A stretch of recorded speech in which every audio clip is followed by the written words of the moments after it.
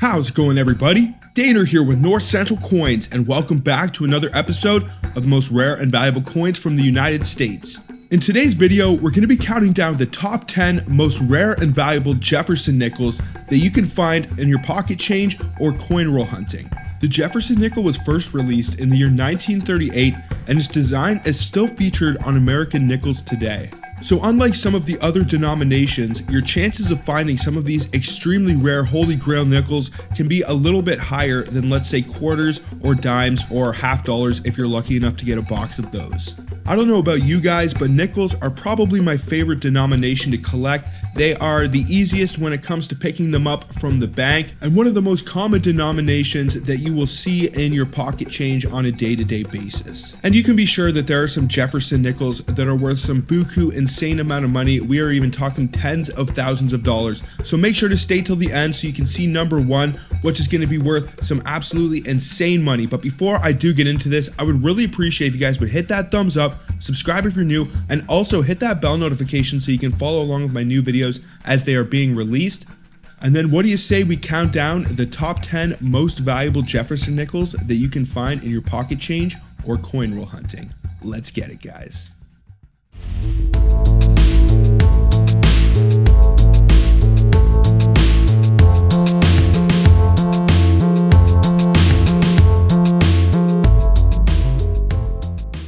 So as I start this list off, I'm going to work my way from the least valuable being number 10 all the way up to the most valuable Jefferson nickel being number 1 on this list. Another thing to keep in mind is to get the absolute premium for all of these nickels that I am covering today, they also have to receive the full steps designation. If you are wondering what the full steps designation on a Jefferson nickel is, basically you have to flip over to the reverse of the coin and look at the steps of the Monticello. Now, to receive the full steps designation, it has to have at least 5 or 6 steps visible on the Monticello. Now, you can still get some pretty good money for the nickels that I am listing off if they don't get the full steps, but if you want the absolute premium, you do have to get that FS designation, as well as if you want to get the absolute most out of your coins, you need to send them off to be graded. So all of that being said, what do you say we start this list off with number 10, which is going to be the only silver nickel featured on this list. For those of you that didn't know, the US actually minted their Jefferson nickels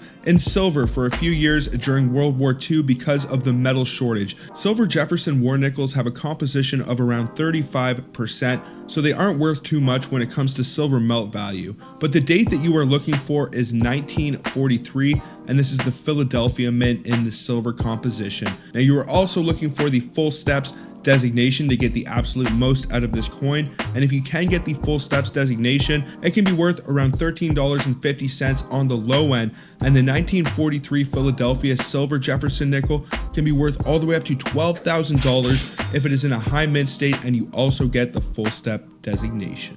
Number 9 is going to be the 1961 Jefferson nickel. Now, this one isn't super valuable unless you get the full steps designation, so you definitely want to keep an eye out for that. And it also isn't very valuable in a low grade state. You want to find this one in good condition, and if you can find one of these and it does get the full steps designation and it is in a high mint state, meaning 67 or 68, it can be worth up to $13,200, and that is for the 1961 Jefferson nickel full steps designation. Number 8 is going to be another 1961 Jefferson nickel, and this is the 1961 D mint mark. Now, the previous 1961 we discussed is the Philadelphia mint, meaning it will not have a mint mark, but this one will actually have a D mint mark located on the reverse on the right bottom side of the Monticello. Now, if you can find a 1961 D and it gets the full steps designation and it can score in the high MS range around 67 or 68, the 1961 D can be worth up to $15,000. It can be worth around $6,000 even if it's around an MS60, MS61, but a lot of these will be worth a lot more money the higher grade they get. You will see some massive price jumps. Number 7 is going to be the 1968 Denver mint. So to identify this, you want to look for a D mint mark. You also need to get the full steps designation for this. And if you can identify all of those, then it can be worth up to $18,000 for a high mint state example. And that is for the 1968 Denver mint with a full steps designation Jefferson nickel. Number 6 is the 1965 Philadelphia Mint, meaning it will have no mint mark, Jefferson nickel with a full steps designation.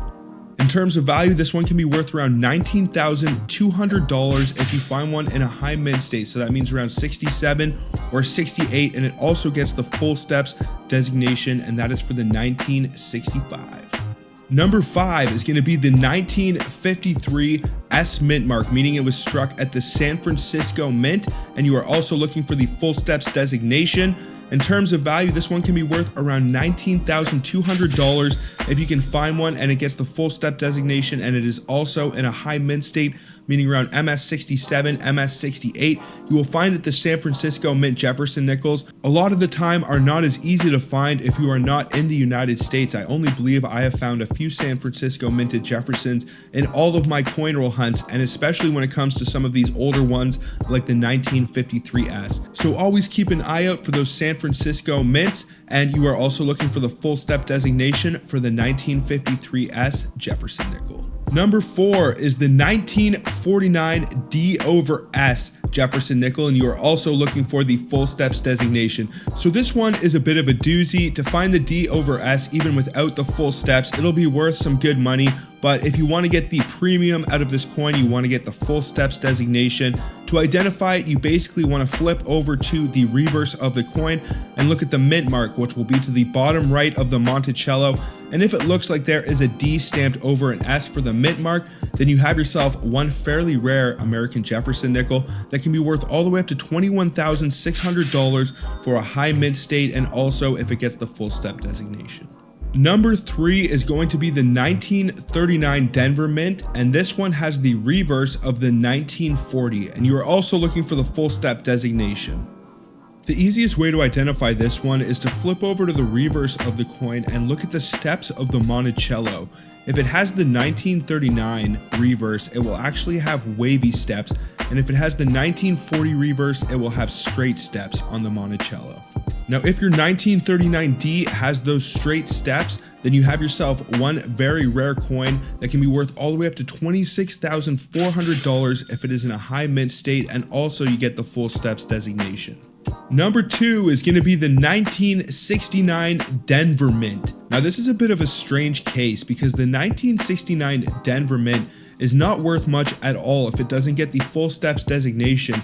Even in a high mint state, it's only worth somewhere from $10 to $20. But if you do get the full steps designation, it can be worth all the way up to $30,000, which is crazy. I have found 1969 Denver mints, definitely not in a high mint state and probably not with the full steps designation. But if you are from the United States and you are looking through your pocket change or coin roll hunting fairly regularly, you have a decent chance of being able to stumble across one of these. And if you ever find one that is fresh out of a roll, you can make yourself some pretty good bank. So keep your eyes out for the 1969 Denver mints with the full step designation, and if you find one in good condition, you are one lucky dog. Well, we have made it to number 1 on this list. I really hope you guys enjoy these videos and find them helpful. If you do, please smash that thumbs up, subscribe if you're new, and also hit that bell notification so you can follow along with my new videos as they are being released. And then what do you say we get into number 1, which is going to be the 1954 San Francisco Mint Jefferson nickel, and you are also looking for the full steps designation.